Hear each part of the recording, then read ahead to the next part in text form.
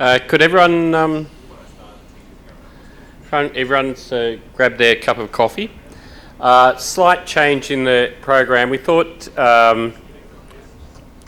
it would be worthwhile just stepping back after the last session on the Western Indian Ocean to give a bit of an overview of some of the MDA arrangements in that part of the world, because they're quite complicated.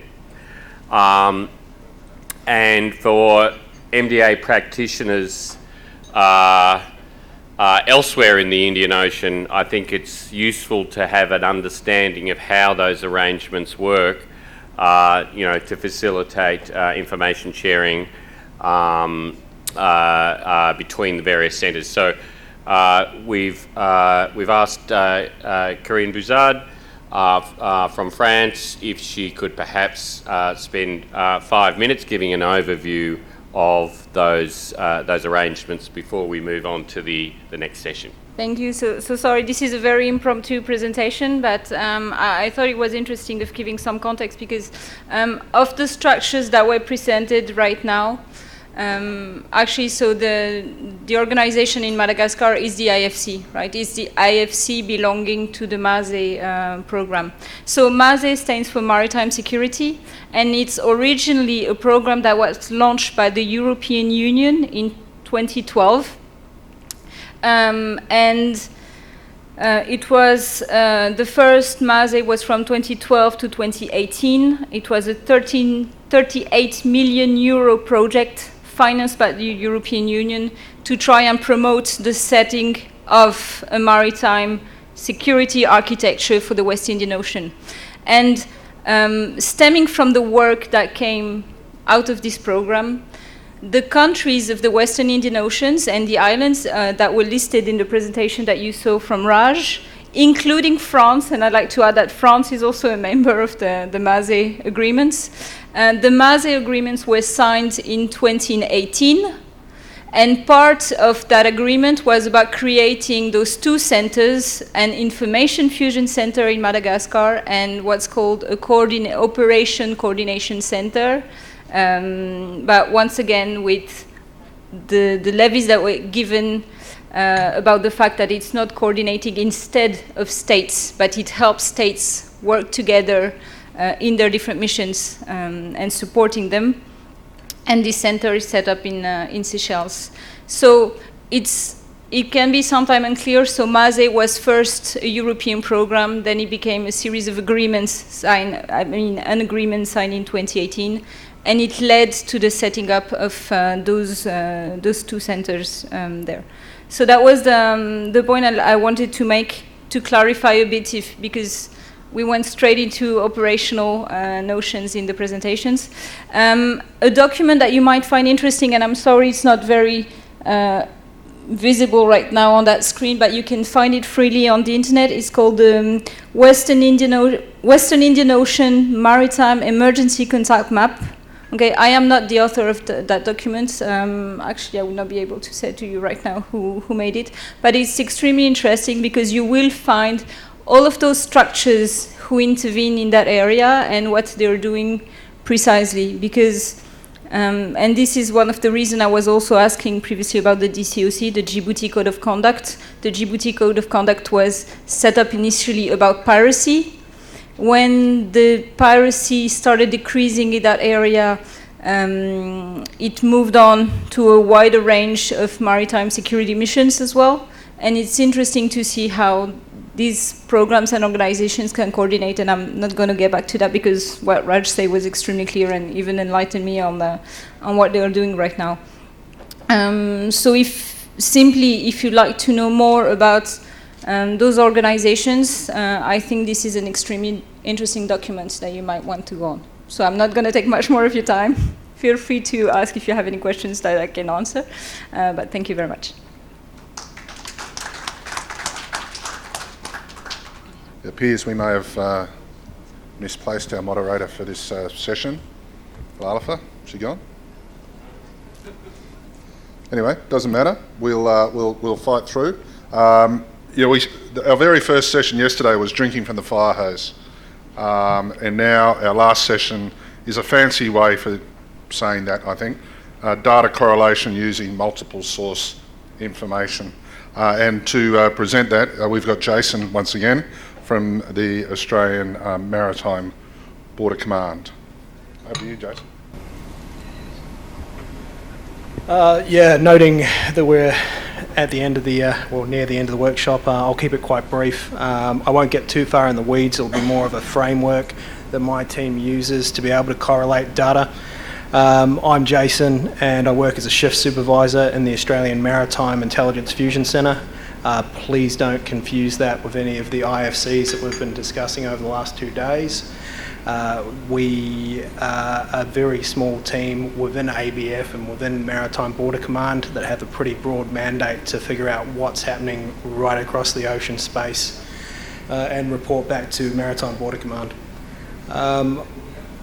I was born in New Zealand, where no one lives more than 120 kilometres from the coast.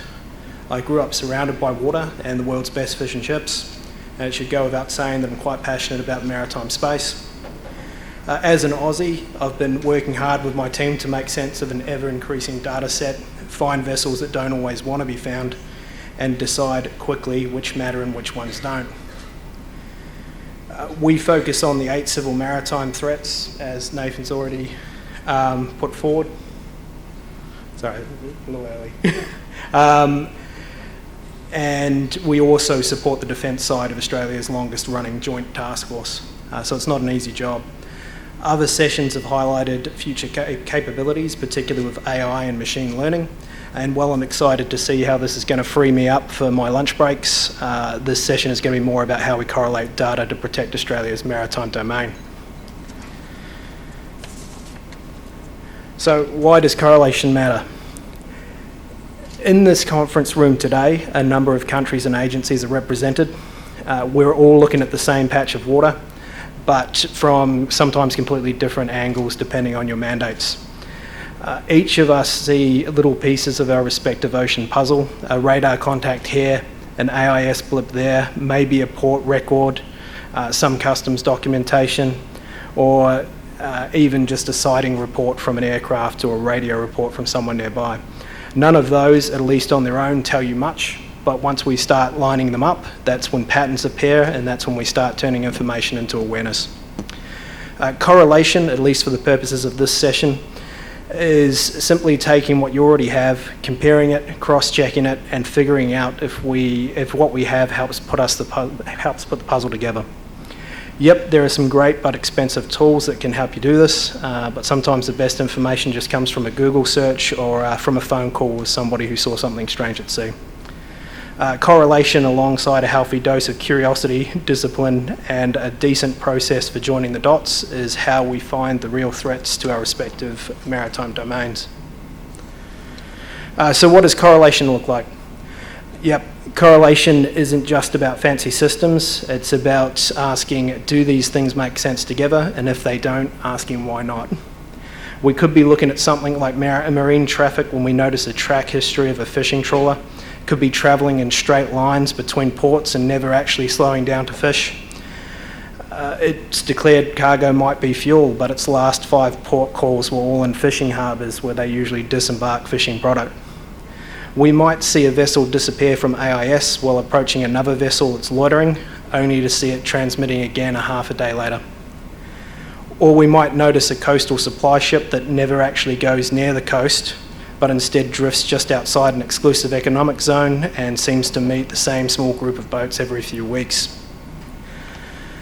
None of those alone are evidence of wrongdoing, but when we start to consider the context, we start seeing behaviour that doesn't match the story of legitimate trade. When we start looking at identity, who they say they are, location, where they've been and when, and behaviour, what they're actually doing, we can learn a lot about a vessel fast. When those 3 things line up all right, you've probably got an honest vessel, and when they don't, that's when we need to start digging. So when those identity, location and behaviour threads don't quite line up, and when the story doesn't quite make sense, that's when we switch to what I'm calling the amythic way. I had a bit of difficulty trying to turn all of the institutional knowledge that's been built up over my very small team over the last several years into a workshop session.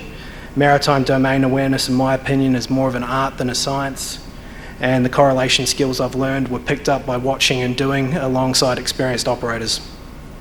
But I think I've been able to explain it as AMIFIC, AMIFC, which, spells out the same thing as our work area, the Australian Maritime Intelligence Fusion Centre. So I feel like this is either going to be good for our brand or an easy way for you to blame someone when it all goes wrong.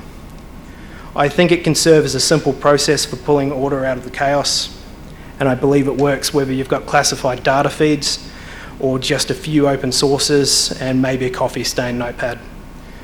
We start by assembling what we've got. We pull together every source that might add value and match the pieces that align, thinking vessel name, timing, route, cargo, crew, behaviour. Then we identify what doesn't fit, the inconsistencies, odd movements or missing information, often known as intelligence gaps, that we think deserves a second look.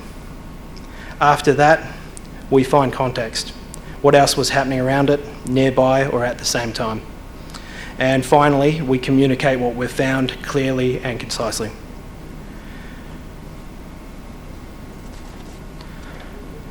Okay, so let's assemble what we've got. Let's be honest, most of the time it's a mess of bits and pieces. AIS tracks, port records, shipping news, partner reporting, Google Maps, import declarations, maybe even a social media post. Doesn't matter if you're using classified databases or open tools like Marine Traffic and Vessel Finder or a subscriber platform like MERS or Sea Searcher. The process doesn't change.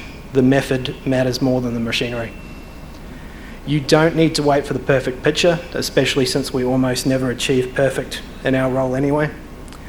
You just need to assemble everything you do have in one place. And once it's visible, that's when the patterns finally start to emerge. Let me give you two quick examples. They're fictional, but pretty similar to what we see every day in AMIFIC. The first one's legitimate. It's a bulk carrier called Legitimate Trader. It's not very creative of me, but I'd run out of coffee at the time of the writing. It runs a regular schedule between Darwin, Australia and Dili, Timor-Leste.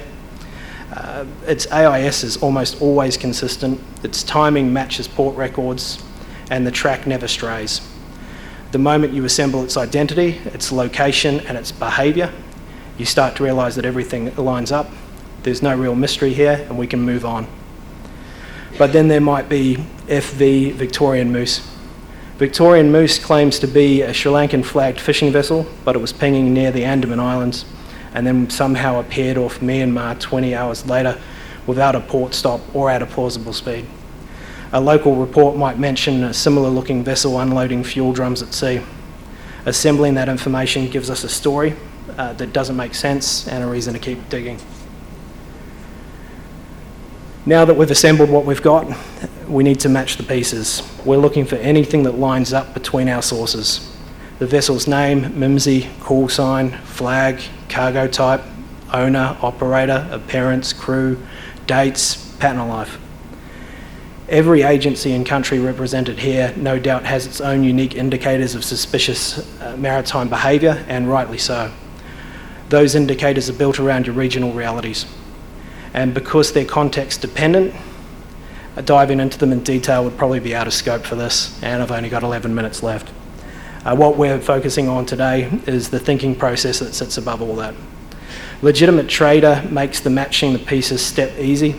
Its AIS track matches its declared ports. The vessel name and IMO number are consistent across every database we've checked, and the reported cargo fits the export and import context. Everything matches, which makes us confident that what we're seeing is real and routine. Victorian Moose, on the other hand, doesn't line up so neatly. Its AIS says it's a fishing vessel, but there's no fishing pattern. No slow manoeuvres, no trawl zigzags, no port records that are consistent with offloading catch. The MIMSI number matches a different vessel name that popped up last month off Sri Lanka. The timings and routes just aren't adding up. None of those on their own prove anything, but together the mismatches suggest this is worth a closer look. This is where time, identity, and behaviour make a reappearance. Time, Do the timestamps make sense? Could it actually get from A to B that quickly? Behaviour. Is the movement consistent with the vessel type? Do the port calls and cargo declarations back it up? Identity. Are the name, mimsy and flag telling the same story?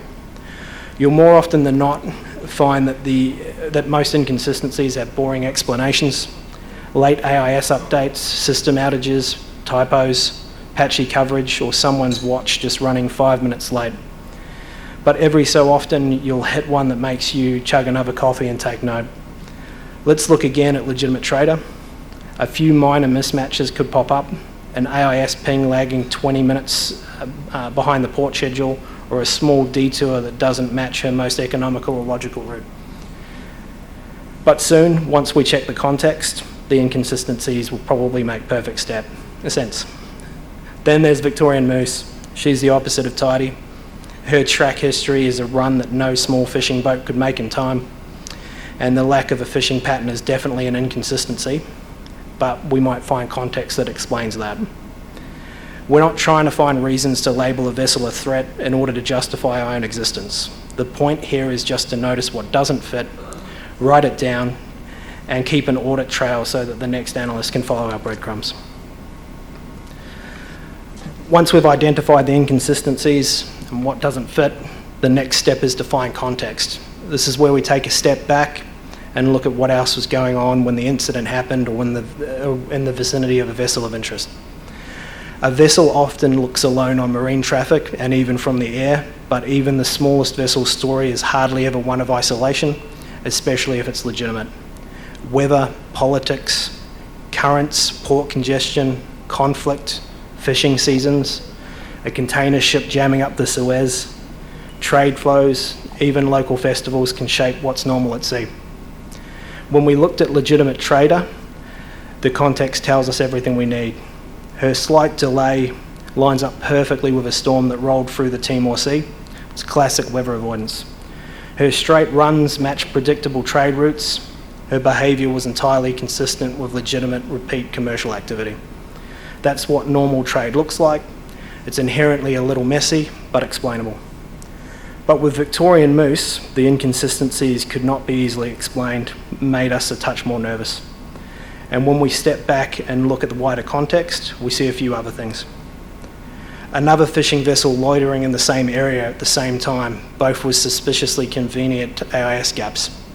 Satellite imagery showing small boat activity nearby on the same day. Local reports of at-sea fuel transfers at roughly the same patch of water. Taken together, that context starts to look less like coincidence and more like coordination.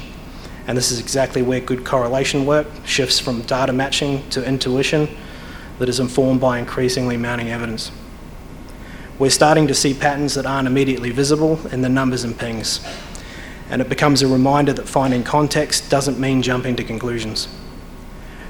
It's about framing possibilities. Could this be routine? Could it be an error? Could it be deliberate? Our team will write all this down and keep our thinking visible.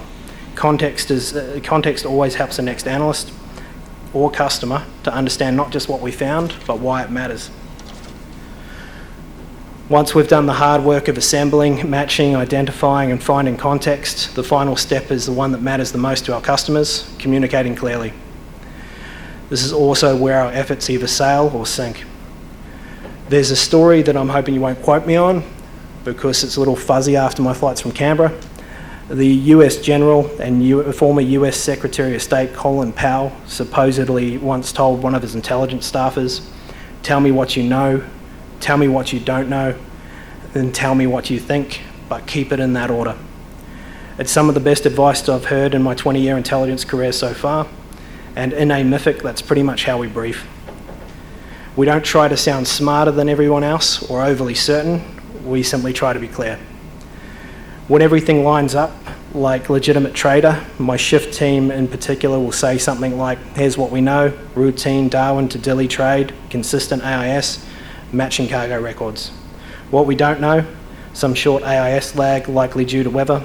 What we think, no indicators of concealment or concern. If we're asked about Victorian Moose, we keep the same structure. Here's what we know, inconsistent MIMSI, improbable timings, AIS gaps near loitering vessels, what we don't know, whether it's deliberate or technical, what we think, possible at sea fuel transfer activity. It's clean, it's honest, and it's easy for the next person to act on, whether that's a watchkeeper, an investigator, or a maritime officer looking to board the vessel. Our job isn't to impress our customers, it's to inform them clearly, consistently, and with confidence in what we know, don't know, and think. And that's how we earn trust shift after shift, vessel after vessel, report after report.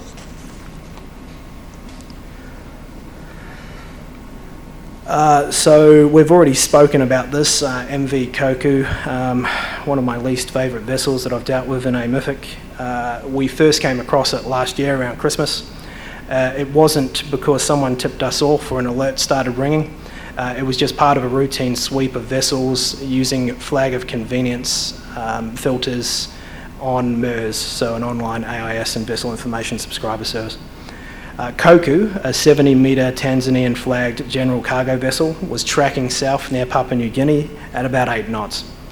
She appeared to have departed Kaohsiung, Taiwan, around 9 December.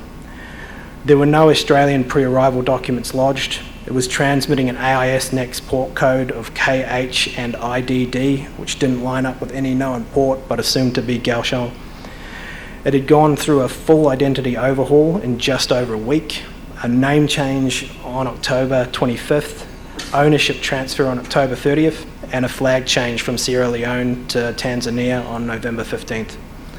When we pulled its historical tracks together, we saw a vessel that used to move between Japan, South Korea, and northern China, but was now suddenly operating thousands of kilometres outside of its usual pattern of life.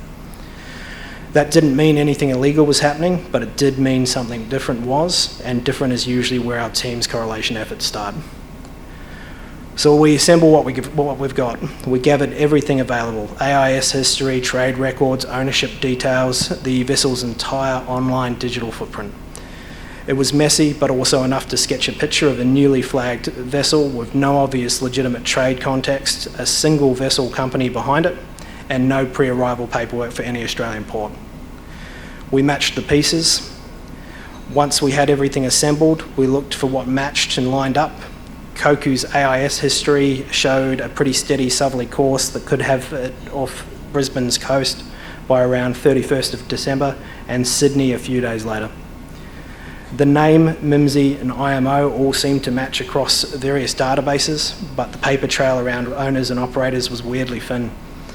The pieces that normally tied a commercial voyage together, the cargo, manifests, port agents and pre-arrival paperwork, weren't visible at all, at least not to us. We identified the inconsistencies. As the vessel approached the Australian EEZ, more and more red flags were starting to wave. When aerial surveillance assets eventually located the vessel, the crew reported a destination that was entirely inconsistent with the vessel's live heading. The country's authorities confirmed that no arrival documents had been received either. The crew's increasingly dubious information did very little to alleviate our concern about all the other earlier indicators, especially the quick succession of identity changes, the incomplete documentation, and its unusual pattern of life. That's when we stepped back to find the context and find out what was happening around Koku. Regional partners have been tracking increased movements of reflagged cargo vessels in the Pacific, some linked with contraband logistics.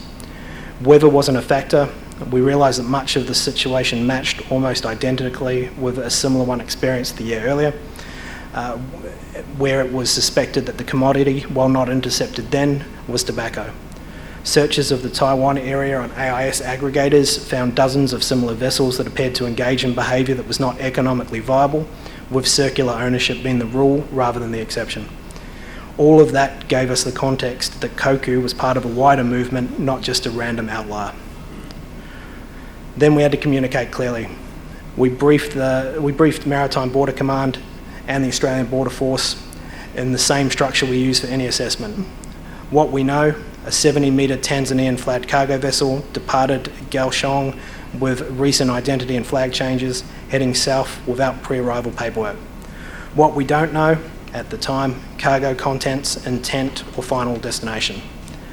What we think, likely engaged in illicit activity and should be subject to continued monitoring and information sharing with regional partners. The amorphic way kept everyone on the same page as the vessel changed course towards New Caledonia. The information was passed to French authorities and their Maritime Information Fusion Centre, who continued the watch. On February 5th, 2025, French authorities boarded Koku in Noumea and discovered 75.8 tonnes of contraband cigarettes hidden in 5 containers, along with 2 high-powered speedboats and fuel tanks intended for rapid offload operations. It was the largest tobacco seizure ever made on French national territory. The captain was later convicted, and both French and Australian authorities publicly acknowledged the intelligence sharing that helped bring the case to a close. That's time up for me, I think. Yeah, that's essentially it. I quite often think of Colin Powell's advice, tell me what you know, tell me what you don't know, and then tell me what you think. I think that if every analyst and every agency applied that discipline, the collective picture across our domains would get clearer overnight.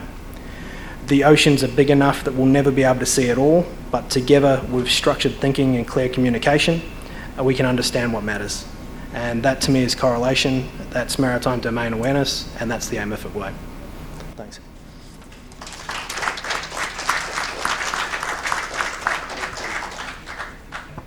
Thank you very much, Jason. That was a fantastic presentation, and I think it really led us through your daily life and how you stitch all these pieces together. So I think it's quite unusual and impressive presentation, so thank you.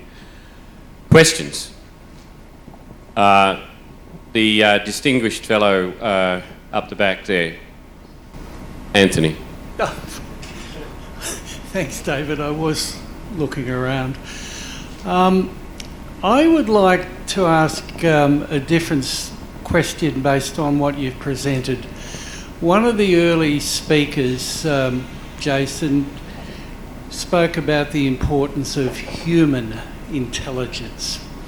Now, for the benefit of the audience, Australia has an Indigenous population spread right through Northern Australia, and we have an Indigenous Sea Ranger program where every single day Indigenous rangers monitor our coastline and have recently been directly involved, not just in IUU fishing, but unauthorised, spotting unauthorised boat arrivals. So I would like to ask Jason just to explain to our international audience our Indigenous Sea Ranger program.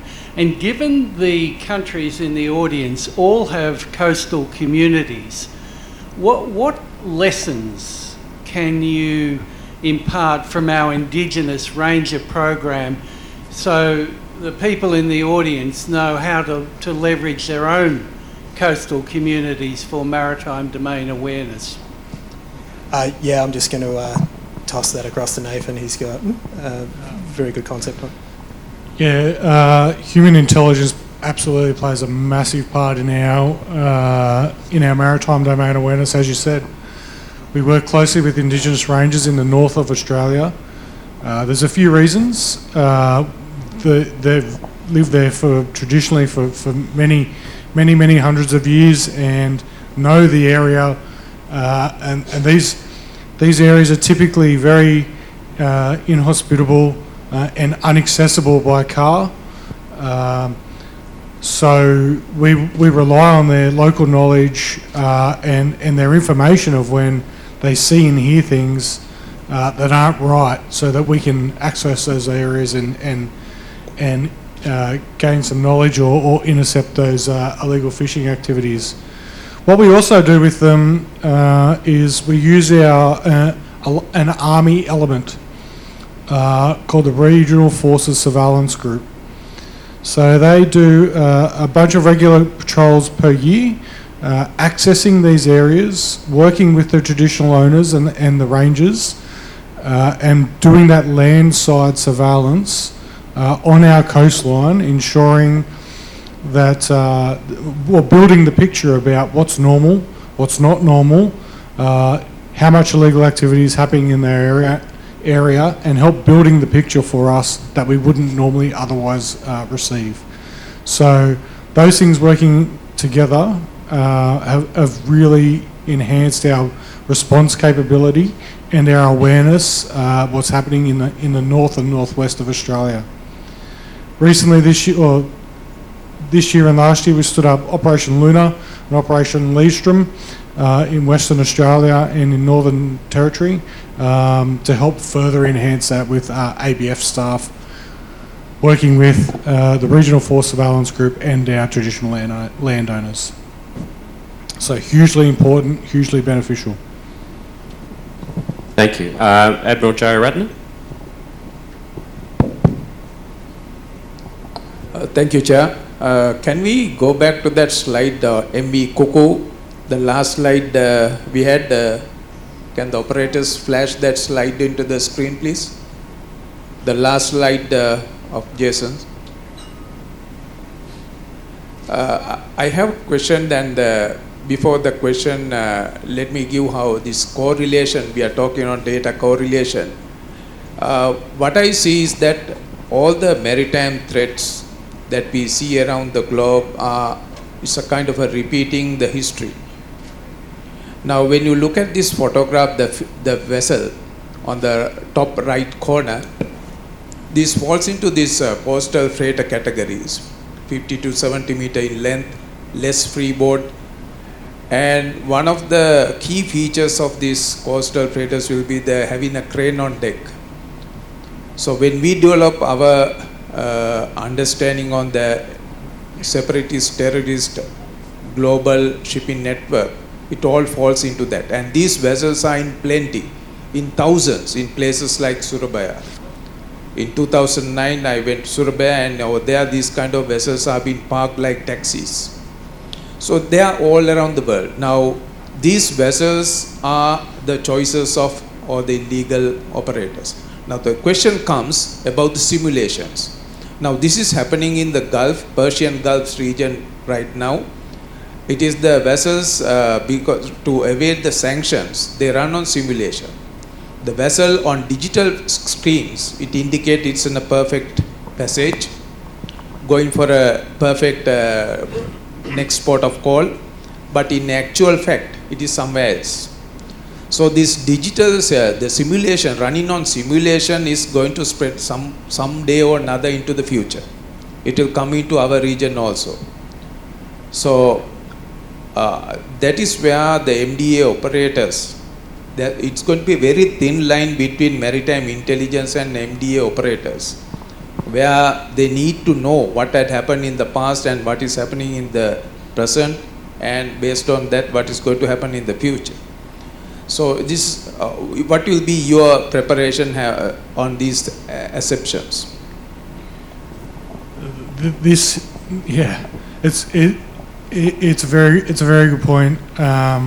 We don't see these types of vessels in our part of the world.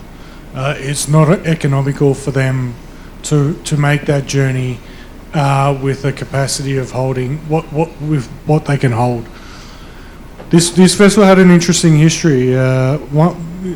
It's outside a pattern of life is what drew our attention to it, but it was previously junked and repurchased and repurposed. Previous photos never had a crane on it previously. Open source said it never had a crane. So in our aerial surveillance saw a crane which was fairly new looking. All these things help build the picture. On top of that, we did get lucky and get some imagery of the curtain on the cargo curtain pulled back, and all the container numbers on board, we were lucky to get some pretty clear imagery, and all the containers were out of service. So it never had a legitimate reason or a legitimate purpose for being where it was.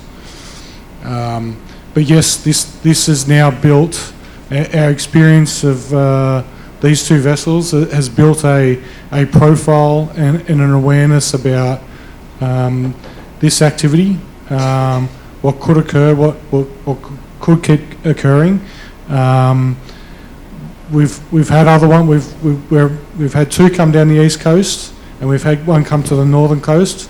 So there is something happening. They are probing us, seeing what is maybe looking for where our surveillance patterns are. We don't know, but we are certainly aware of it. It's certainly high on our priority list. Whether it be illicit tobacco, people smuggling, drugs, we're really unsure of the purpose at the end of the day. Nathan and Jason, if you're able to tell us, of all the many vessels that visit Australia every day and every week, what was the thing that first brought this vessel to your attention? The thing that went ding, okay, we should look at this vessel a little bit closer. Yeah, look, at the risk of oversimplifying it, flag of convenience. It was Tanzanian flagged, and also just the size of it. So I essentially it was as simple as me using a subscriber-based service, playing with filters, looking for flags of convenience, and then just narrowing it down even further to size. And that was it. It was just knowing what's normal. And yeah, to your point as well, the line between an intelligence analyst and an MDA operator is probably going to depend on the individual agency. Nathan's team is responsible for what I would probably call intel proper. We support them, and as somebody who's got previous intel experience, it can be a bit easier for me to know where that line is in terms of supporting rather than making assessments. But yeah, it's going to be a really interesting space going forward, just how far we go, whether it's appropriate for MDA operators to provide assessments or whether we need to keep that to fully trained and capable intelligence analysts. So yeah, it'll be interesting going forward to see how that works. Very interesting comment. We'll go over here first and then come back to Simon. Thank you very much for the panel, for the wonderful presentation. My question is actually about legal finish. Now, we know data correlation, we can find, we have clues that we need a response. A unit has to be sent and take the appropriate action. However, at the end of the day, it has to be taken into the courts. So the question is, it's fine that IU fishing, kind of a MI, maritime incidents, or contraband, you have that evidence. But certain incidents like hit and run or a collision, there are no solid evidences. But still you can prove to a certain level at a court, okay, this is, these are the supporting evidences through digital data, what we derive through MDA tools or multiple sources of information. So my question is, do Australian courts accept that, or what's your opinion on that? Because I know most of the countries in courts, they require solid proofs. Either it's a video, either it's a photograph. So it's kind of a fight for you to prove your case. So thank you. I can give you my opinion. I'm not a lawyer though. We are fortunate enough to work with a legal officer within our command, to which many times we've butted heads personally as to why we can and can't achieve certain outcomes. But look, I think it's a combination of all of the above. Relying on what Jason's common operating picture says of where a vessel is at a time is not necessarily enough to make a successful prosecution. We usually find that in our jurisdiction that we have a much stronger case if we have surveillance photos with metadata of time, location, and some evidence of activity, whether it be fishing or a boat-to-boat transfer or any of the other threats. It is. I agree. It's a difficult one. And it also, we'll put in, so with fishing, we pretty much won't, we won't prosecute or attempt a prosecution unless we interdict them with that and provide that photographic level of evidence of catch and equipment with GPS markers and all the rest of it to provide a really solid case. With drug type interdictions, it's a little bit different because normally we're dealing with a mother and daughter vessel, ship-to-ship transfer type scenario. Sometimes you get lucky and you can witness the transfer. Sometimes you don't, and you have to let the mother vessel go and attempt to catch the shore party. Whether that be on land or whether that be at sea is really at the call of the Australian Federal Police who are responsible for going through those prosecution matters. It depends on the outcome that they want in that prosecution and who they really want to go after. So we're really led by them and the results that they want. Thank you. Just a quick intervention on the use of digital evidence and a plug for an initiative that's underway from UNODC. There's been an expert working group that's been working on this. They're going to be coming out with some guidance. And so I would just encourage everybody in the room to stay in contact with your UNODC, GMCP representatives, and when that product comes out, to look at it and see whether or not and how that can fit into your country's legal regimes. So just a quick plug to a process that's underway with a lot of international experts providing advice onto that product. Thank you, Greg, and that was I absolutely endorse that. It's something that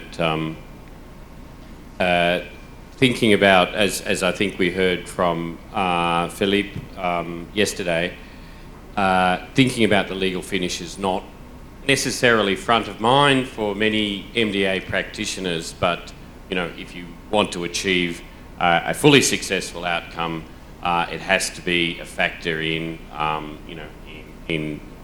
much of what you do. Any other questions? Great. Well, Captain Bateman, it looks like we can wrap up this session, and if you please join me in thanking Jason and Nathan for a really fabulous presentation. Thank you. Thanks, David. You can remain on stage. And Commodore Misbah, would you like to come up on stage?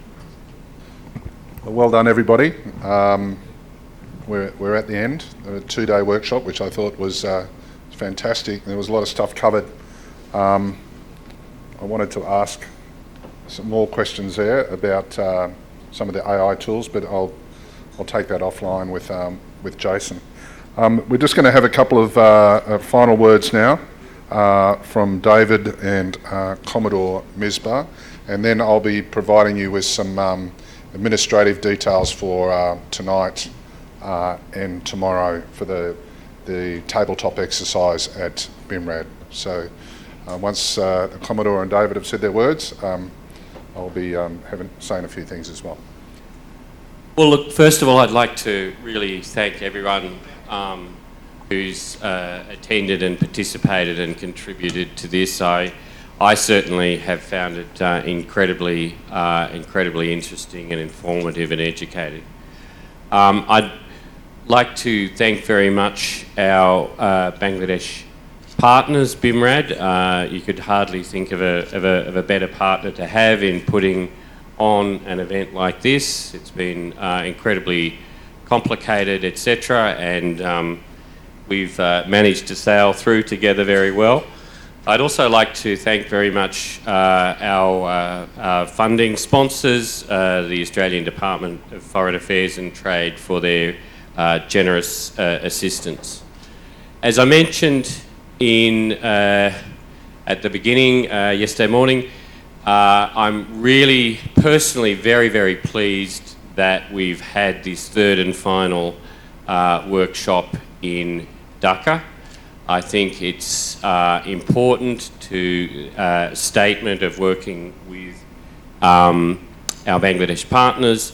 It's a statement of Bangladesh's growing importance and role as a maritime security provider in the Bay of Bengal and beyond. And I'm hoping that events like this will make perhaps a small contribution to that role. So we've heard over the last couple of days a series of very interesting case studies from regional information sharing centres, as well as some national case studies, and I think that's given us a really interesting understanding of different approaches towards MDA and different priorities, and I think that's been incredibly interesting, as well as the granular training that or information that we've gotten from Australian Maritime Border Command. I think that's been incredibly interesting, and I think that the last session that we had today, I think, was really one of, for me personally, one of the most interesting in terms of really understanding what it means, the process that MDA, good MDA practitioners can follow. I think, as I mentioned earlier today, we again also need to not just focus on MDA or the information sharing piece of MDA, as important as it is, but to understand that it's part of a process which includes surveillance, collection of information, analysis of information, decision making, response, and then the achieving a legal finish. And all of that very commonly doesn't just involve one national authority, but very, very frequently requires international cooperation. And so, I would suggest that future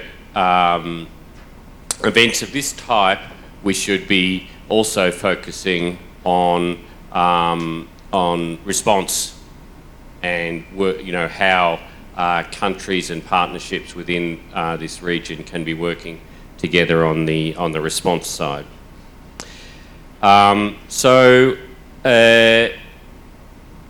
Just one thing that I've been asked to mention is that I think we're proposing to circulate a list of participants to this event, along with email contact addresses.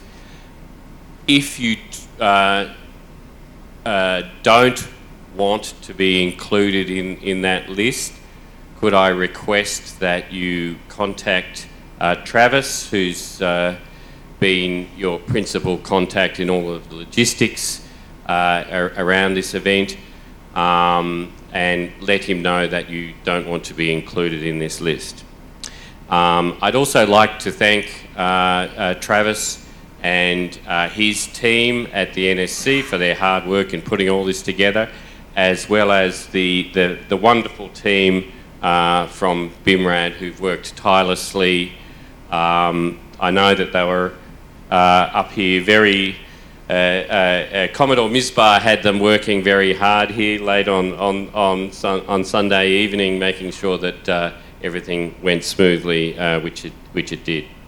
So again, I'll just finish and say I'm personally looking forward very much to working with all of our partners in the region in future events, in future partnerships relating to maritime domain awareness and maritime security. In Alhamdulillah, As-salatu wassalamu ala Rasulillah. Praise be to God, the one and only true God. Peace and blessings be upon His almighty messengers, Moses, Jesus, and the final messenger, Muhammad, and all other religious friends, and their scriptures and their messengers. Thank God that we really have had wonderful 2 days. And really, like teenage time, it hurts that after tomorrow I won't see my beautiful and very enlightened friends. I would love to call you shipmates. And why I want to call you shipmates. I personally feel that MDA is a big ship in nautical terms, and we all are the crew. Now, I don't want to say who is the skipper. I want to consider each one of us needs to contribute, because in this ship, if there is a small hole, it doesn't, or a fire, for instance, it doesn't see who is skipper and who is the junior most sailor. All are affected. So in the MDA's parlance, I personally feel that actually we all have beautiful, prosperous future collectively. And as such, we need to sail our MDA ship from ports to ports, from friendly countries to countries, to carry the message that we have had a series of MDA workshops, and at least 3 of them in our friendly country, India, last year. This year, early January, right, David? January, we had another in our friendly country, Sri Lanka. And I'm really honored that my friend David and his team made it possible to bring it to Dhaka. And please feel comfortable at home. Bangladeshis are very friendly. If you have any irritation on anything, blame on BIMRAD. Okay, but pleasure is all yours. So, having said that, in Arabic, term insan means what we call is men and women, human being. Now, human being in English, and in all other language we have the equivalent terminology. But in Arabic, the insan, the lexical meaning means he who forgets. So as the joint partner of Australian National University National Security College, I want to repeat some of the things what we did yesterday, but very briefly, because we forget, because we are insan, so that you keep carrying it. So bear with me. Over the last 2 days, ladies and gentlemen, and my distinguished shipmates, this workshop has provided an exceptional opportunity for regional practitioners, policymakers, and researchers to exchange perspectives on maritime domain awareness, an area that sits at the core of modern maritime security and governance. From the opening ceremony onward, the sessions have unfolded with depth and clarity. On the first day, yesterday, we explored the growing challenges of information management and fusion in an era of overwhelming maritime data. Intriguing though, the session started with the title, Drinking from the Fire Hose. And any mariner, whether he is in the Navy or Coast Guard or Border Guard or even in the Merchant Marine, I mean, no one would volunteer even with in exchange of $1 million to drink from the fire hose. The reason is obvious, but it was very striking. This information sharing and Bangladesh's fusion center experience, as you have heard, in a nascent stage, it allowed us to see the technology, the analysis, the collaboration converge to shape real-time decision making. The case studies presented by experts from our Singapore IFC, the friend from the Office on Drugs and Crimes, the International Chamber of Shipping, illustrated the practical applications of information sharing across jurisdictions, across borders, across various sectors. Second day, today, it offered another rich blend of innovation and the learning actually crisscross traverse from strategic to operational to tactical, depending on the context of the presentations and also through the interactive sessions.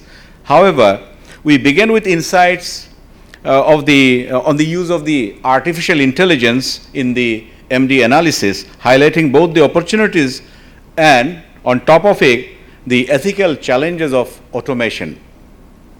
The subsequent case studies from IFC Indian Ocean region, from our friend from Indian Navy, the Commander Rohit, right, and Captain Sawan, my another good friend, they shared very interestingly, and we were really actually dumbfounded seeing each one of your presentations. One was better to the other. Thanks God that David has not tasked me with which presentation is the best to tick mark. Thanks, because all are best, excellent, and I appreciate your time and effort. And also the case study of the Sri Lankan Navy, and none other than the horse's mouth from the admirals of the former commander of Navy and the senior admiral of the Sri Lankan Navy. The Western Indian Ocean initiatives, that also demonstrated that information sharing succeeds best when supported by trust, interoperability, and institutional commitment. Particularly in the South Asian part of the Indian Ocean and the Bay of Bengal, the Western Indian Ocean remains sorts of terra incognita, goes little away. So it's always better to listen from the practitioners what's going around. So it was excellent. And my good old friend Raj Mohabir, he actually he was on to the target, and I'm sure you would agree with me. We also benefited from the detailed technical discussions by Australian Maritime Border Command, the friend with sea light, love to see light at sea, in darkness also underwater, and all other partners which showcased scalable and low-cost approaches to fusing maritime data and building actionable awareness. These sessions have reinforced the understanding that MDA is not only about technology, but also about people, as we call men or women behind the gun. These analysts, operators, and institutions working together in real time is really my hats off and salute to them. I would like to express my deepest appreciation to my very good friend and mentor, Dr. David Brewster, Dr. Anthony Bergin, my friend Captain Bateman, and my friend sitting at the rear doesn't want to be very much exposed, but he actually does lots of things. Travis, thank you so very much. Thank you so very much for choosing Dhaka and also BIMRAD to work together for attaining our common goal of supporting each other and marching forward or sailing forward in nautical terms to achieve our collective goals. This workshop marks another significant milestone, to my understanding, in the enduring collaboration between BIMRAD and Australian National University, the National Security College. And we have a couple of things on our tables, and I'm sure we'll sort it out, and we'll do even more. And we'll also take other friends along with, so that we really do something together. The knowledge exchange here will serve not only strengthening the institutional capability, but also to inspire future collaboration in capacity building, research, most importantly, as I understand, analysis, so that correct decision making is done on time. This timing is very important. And of course, along with will come the operational networking. Finally, I wish to thank every participant, each one of you, from the bottom of my heart, for your hard work, for your attention, your engagement, constructive engagement, and your commitment to advancing maritime awareness in our region. At this juncture, my dear speakers, I would like to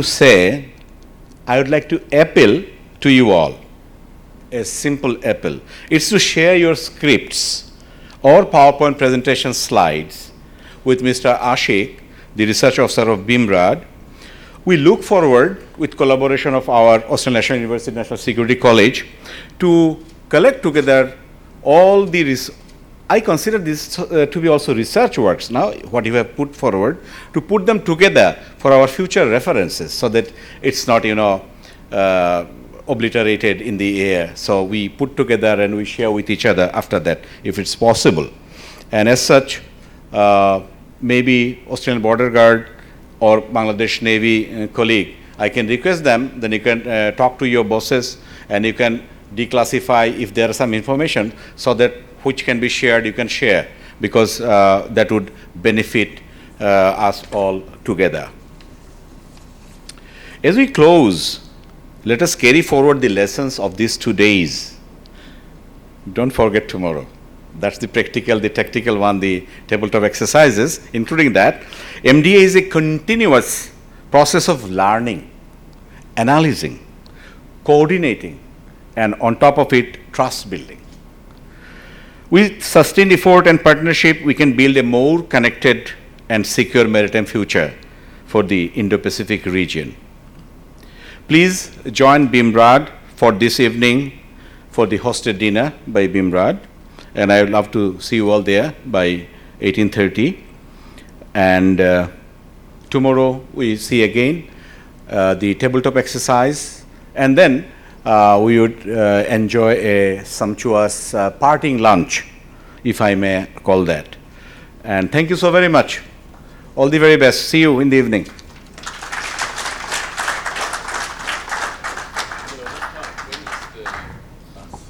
Thank you, sir, for those words. And just continuing on that admin line, as the Commodore pointed out, dinner at 18:30. For those all staying at the hotel, transport will leave at 6:15 from the hotel lobby. Also, transport for tomorrow for the tabletop exercise, that will leave from the lobby at 8:30 in the morning tomorrow. So if we could all get down there in time to catch that bus across to the tabletop exercise. And if someone wants to walk across, they can. If someone wants to walk, they can walk. Could I just also offer my thanks as well, with my Master of Ceremonies hat on.